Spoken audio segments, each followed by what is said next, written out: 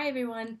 Excuse the wet hair and pajama shirt, but I just wanted to get this video out there before I forget to make it, because today's like the only day I have time to make it. But anyways, this video is going to be talking about what it's like to be not necessarily a grad student, but just a student in general during COVID. So quarantine started last semester, so spring of 2020. This is my second semester dealing with COVID and having to learn from home. And so I just wanted to share like my personal experiences with it because I know I'm not alone in this stuff. And I want those who are watching this who aren't in grad school, who aren't in college, to understand what it's like to be a college student right now. Even high schoolers and just kids in general living at home and having to do school this way. So, one of the main issues is that it is distracting working from home.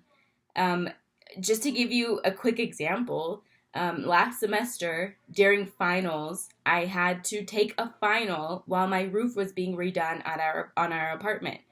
I was supposed to have been notified a week prior, but the apartment manager literally told me the night before that it was going to happen, and so I quickly emailed my professor, forwarded that email from the apartment manager to my professor, and I said, "Look, I know that you're already being very lenient with the final."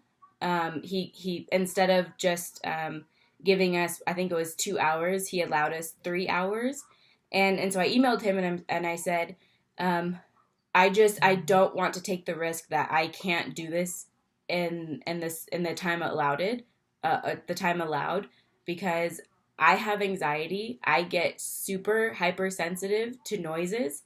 I'm gonna have to be dealing with them pounding on my roof the whole time, my dog barking at them the whole time. I said, I know that I can't do this. I just need extra time.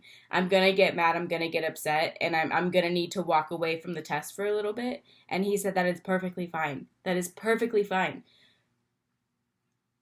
And that was amazing because we're adults, right? Grad students are treated more as adults than undergrad students are, which I guess is understandable because we are older, we have more experience. But as I'm TAing right now for Calc 1, I lead their recitations, and they just had their first test on Tuesday, and some of the rules that they had to follow were really impossible for quite a few students. And I know that because they're in my recitation and I know what they're dealing with at home.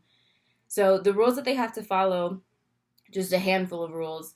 Their mic has to be on, their camera has to be on, there has to be enough light in the room. Um, there was one more thing.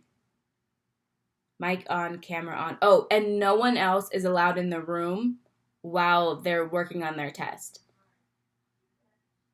No one else is allowed in the room if they're working on their test. Their mic has to be on and their camera has to be on. And once I read the rules that were emailed to them, I was like, oh my gosh, this is literally impossible for at least one student that I have. Because she comes to my office hours. She never has her camera on, which is understandable, but she always has her mic on, right? Because we're talking to each other. And while she's talking, I can hear little girls screaming, laughing, just running around, being little kids in the background, which is fine because it's their home, but she has to deal with that while she's learning. And she sent me emails while we're taking quizzes. I cannot focus right now. There's too much noise going on in my house, and I can't finish the quiz. And that is really, really sad because I'm getting like emotional for her. Like, this really pisses me off. During her test time, she has to deal with her siblings screaming in the background.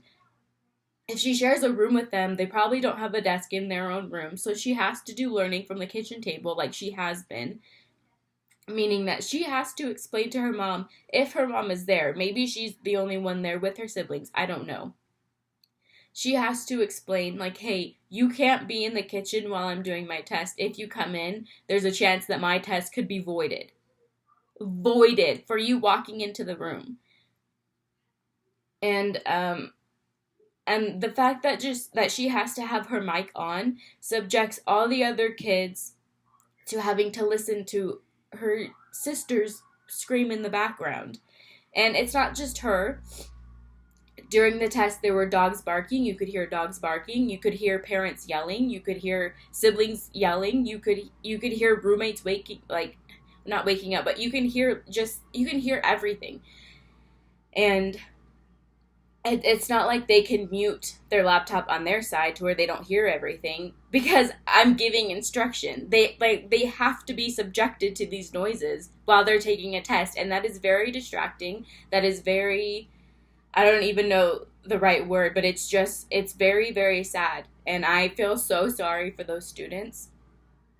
And to anyone who thinks that that's not an issue and that it's only an hour, they can pause the rest of the world for that hour so they can take their test in perfect harmony.